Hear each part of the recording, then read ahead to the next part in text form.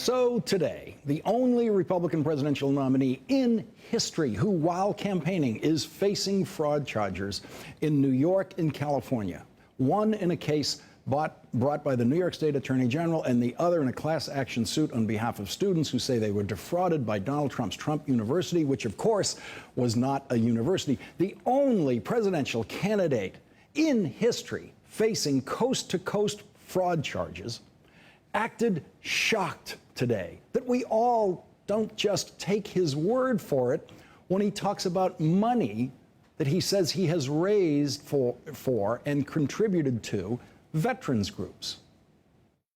I wanted to keep it private. If we could, I wanted to keep it private because I don't think it's anybody's business if I want to send money to the vets. That's how Donald Trump began talking about this today. And that is why he has repeatedly been diagnosed by his campaign opponents and psychiatric experts as a pathological liar.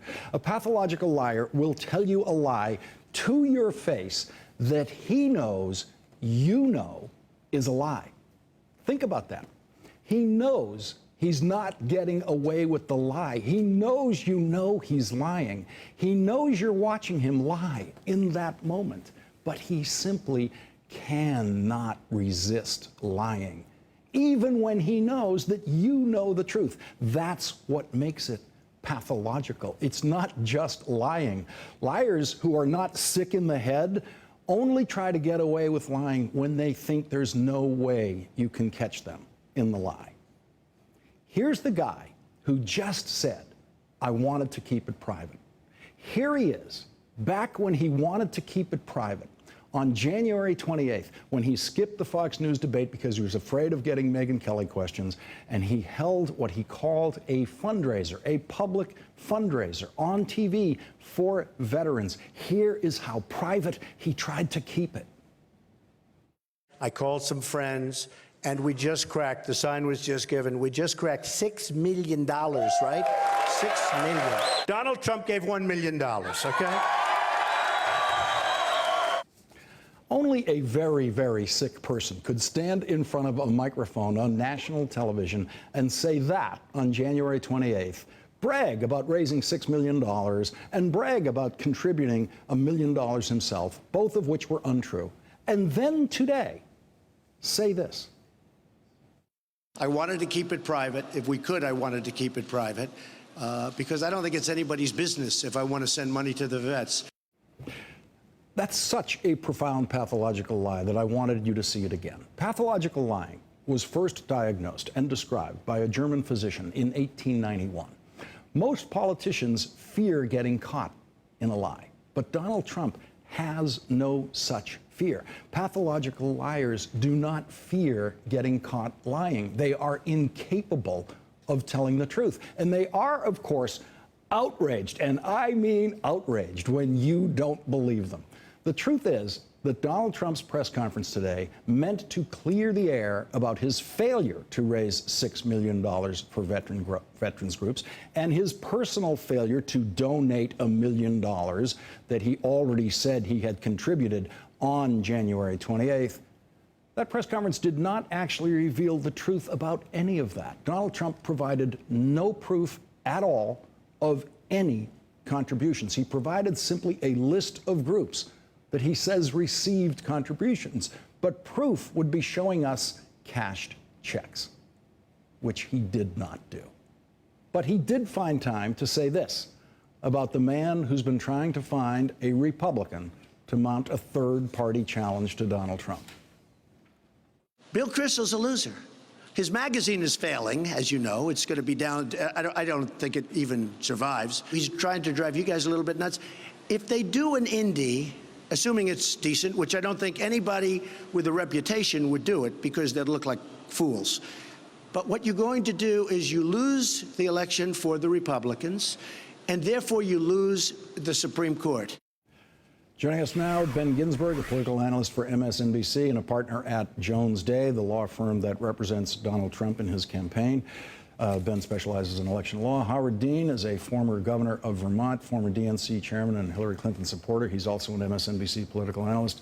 And Jon Favreau, former speechwriter for President Obama and a partner at Fenway Strategies. And John, since you're out there across the country tonight, not in the studio, I wanted to start with you, and also, Sure. also because you, as part of the Obama speechwriting team, have been a co-author to some of the most eloquent and thoughtful American political speeches of our time. And so I want to begin with your analysis of the Donald Trump press conference today and what it was we were watching. Yeah, well, I mean, I think we saw the man-child running for president throw a temper tantrum, which is what he does when someone tries to expose that he's a pathological liar. And what he does is he attacks people, and he targets people. He targets the press. He targets federal judges. And I think that the difference is right now he's targeting people with his big mouth and his Twitter account. But what happens if he becomes president and he has at his disposal the FBI, the CIA, the IRS, and America's nuclear arsenal, right? Like, this is a man who is going to take people's press credentials away. He's threatened to open up libel laws so people can sue the media. I mean, it's entertaining to watch now, but when you give this guy power and he throws temper tantrums like this and is exposed as a liar, I think it's very dangerous. Let's listen to the moment where he called Tom Yamas of ABC News a sleaze. Let's listen to this moment. I'm not looking for credit, but what I don't want is when I raise millions of dollars, have people say, like this sleazy guy right over here from ABC. He's a sleaze in my book. You're a sleaze because you know the facts, and you know the facts well. So, Ben, the Republican nominee for president has defined what a sleaze is. That is someone who knows the facts well, and then apparently lies about it. The first line of that statement is him saying, "I'm not looking for credit," which we all know is a pathological lie. Doctor, so do we now have Donald Trump diagnosed as both a pathological liar and, by his own definition, a sleaze? it's a pleasure to be with you, Dr. O'Donnell. So this is an unusual campaign. We can stipulate to that. Howard, the guy goes out there and, you know, he picks on a couple of reporters. Two of the reporters he picks on, Hispanic last names. And the one he goes after most viciously, Tom Yamas, Hispanic last name. And this is someone who is theoretically supposed to appeal to voters other than white men? This is a fascinating campaign. And people have said that Trump is, you know, is it within 2 points or something, or 4 points nationally, or whatever it is. The most interesting thing about this is the game has already begun, even though the Democratic nomination is still being contested. I think obviously Hillary's going to win it, but and they're already appealing to their bases and turning off, or Donald Trump is already appealing to his base, but he's turning off the middle. And this election, like most American presidential elections, is going to be decided by the 15 million voters that are in the middle. Everybody else is already spoken for. The Republican Party's already come together and consolidated around Trump for the most part, despite Bill Kristol's efforts. And you know that from looking at the polls. We haven't done that yet on the Democratic side, but we will. And when we do, we'll be fighting over 15 million voters. Every day that he does this doesn't help him with those 15 million voters. Yeah. So today in Donald Trump's mind was all about how much he loves the veterans.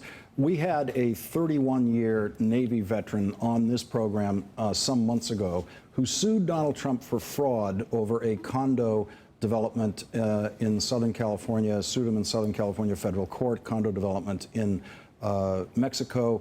Let's listen to what he said. I asked him about, as a military veteran, about his reaction to Donald Trump's, the way Donald Trump talks about military veterans. Let's listen to that. You couldn't have given more years of service to your country, over 30-year veteran of the military. When you hear him talking about how he wants to take care of veterans, what's your reaction to that? My reaction is Donald Trump is putting on a con. That's all it is. He conned us. He's a con man. What else can I say?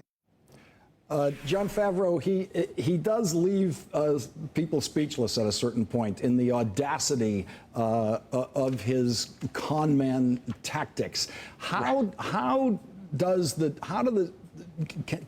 the Democratic campaign handle this kind of candidate? I mean, he seems to have slipped away from every attempt to corner him that the Republicans tried in the primary. Yeah, I mean, well, also let's remember that Donald Trump's first pronouncement about veterans in this campaign was when he said that John McCain wasn't a hero because he was shot down.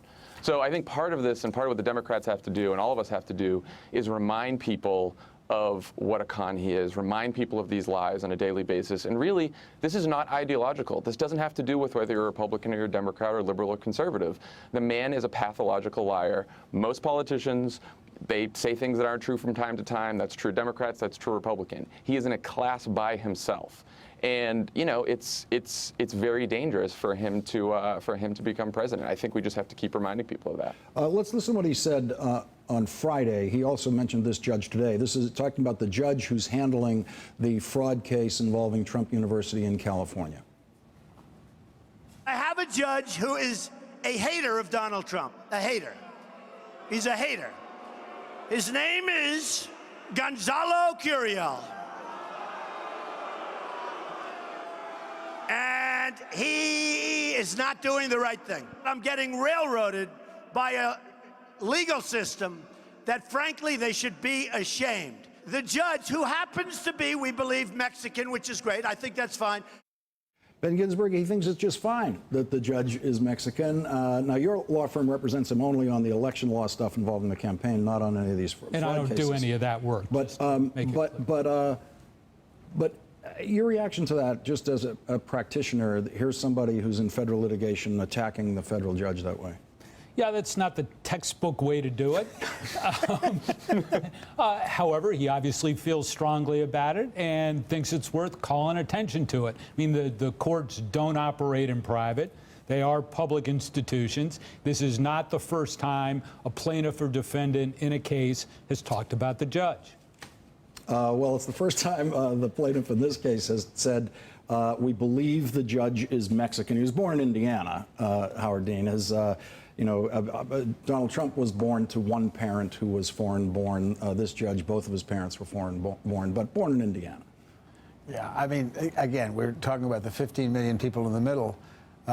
Hispanic Americans are not in the middle on this one. I mean, I think Trump's last numbers were 19 positive and 72 negative or something like that. We've never seen a number like that for a Republican in a presidential race. And if that's the number on November 7th, Hillary Clinton's going to be the president of the United States. Going to get a quick break in here. Ben Ginsburg and John Favreau, thank you both for joining us tonight. Howard Dean, I'm going to need you later. Stick around.